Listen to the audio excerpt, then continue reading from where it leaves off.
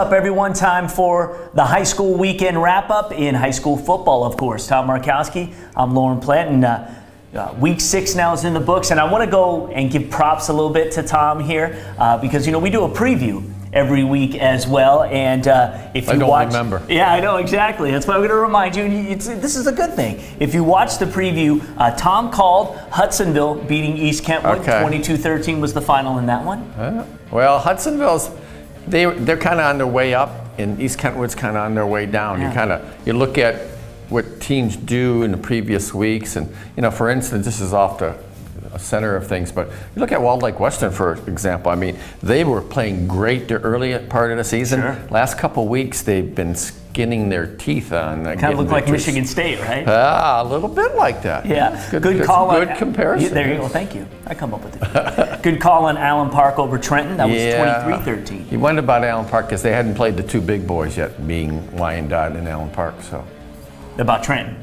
Yeah, they hadn't played Wyandotte or Allen Park. Right, Trenton. and that was that's your gauge in the Downriver League. But give credit to the Romeo Bulldogs. They went to Macomb, Dakota, and they beat them 26-14. And that is, you know, all of a sudden you have the best team in the white, obviously, going against many people believe was the best team in the red. You call Romeo pink. Yes, they really are pink, and I stole that from Giannone. It's not mine, but it's good. I like to use it. They could Thanks, be a Mike. Yeah, they could be a red team. For sure. Yeah, well, they have been red before, and that's why they go back before. I forgot they were in the white. Yeah, me too. I did too, because they play like a red team. They do. I mean, if you watch them play, they're very physical. They like to grind it out. This year, they're throwing the ball a little bit more than they normally do, just because you know their skills are a little bit higher this year as far as their receivers and whatnot.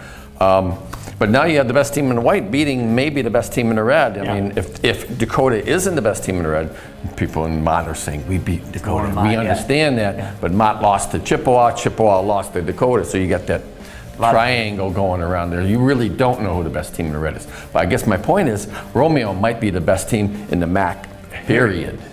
Absolutely. All right, so you went 2-1 in the preview. That's pretty good. How'd you do overall on your picks today?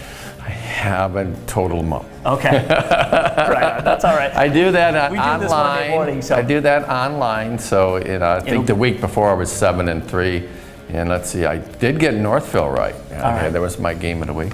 All right, well, let's get into a couple of more here, and we'll get your take on it. Number one, Saline taking out Ann Arbor Pioneer 37-21. Well, you know, we were on the radio talking about this game because that obviously was a game everybody looked forward to, both 5-0. Yep. And Saline seems to be that team that not only they start strong, they finish strong. Now, the reason my reasoning behind that is they took an early lead on Pioneer, and boom, Pioneer came back. Yeah. It was 28-14, and that's kind of a critical time because if you get a 3 and out, you get a chance to pull within a score. Saline said, "The heck with that!" Boom, they move right down the field, make it 35-14.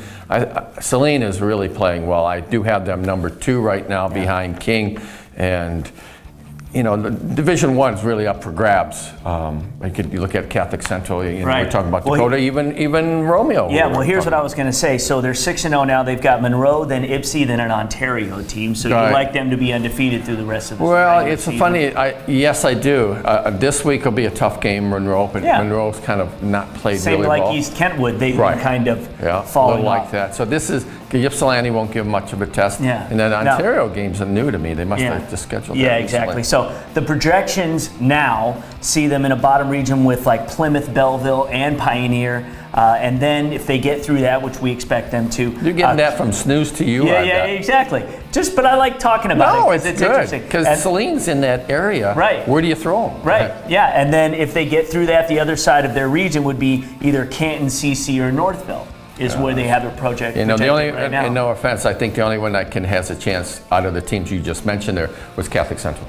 Right, exactly. No offense, so Canton did not play well last week. That's what I'm saying. I heard they coughed up on the ball a lot against Churchill. So here's my point, and then if they get through that, which I would even expect them at this point to get through Catholic Central, but again, we're only through week 6 and things can change. So that would put them in the semis. Right, so and then it would be either like an East Kentwood or a Hudsonville or a Grand Ledge, or if somehow Rockford. Brighton or somebody, or Rockford or Brighton gets through, They're still favored. I think you like this path for them to Ford Field should everything stay the way it is right now.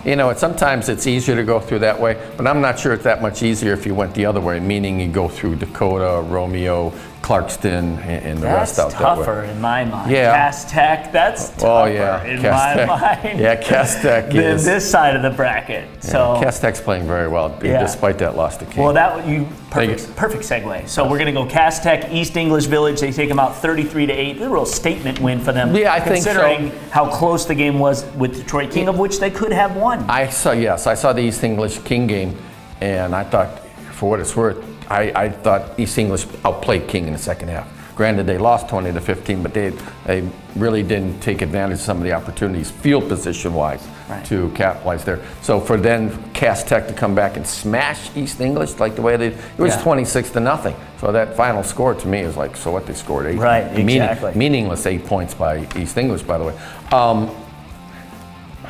I don't know. When time comes, I might be picking Cass when they play King week 9. Well, just gonna say that. So Cass and King meet at Ford Field. Perfect conditions, of course, for the PSL Championship. Probably get a good crowd in there too, I would imagine, and this year especially. Who are you taking if it was played this week? Right now, I'm taking Cass because I even said after they lost to King, the teams play 10 times, each wins 5. So King won the first game. I'm going with Cass in the second.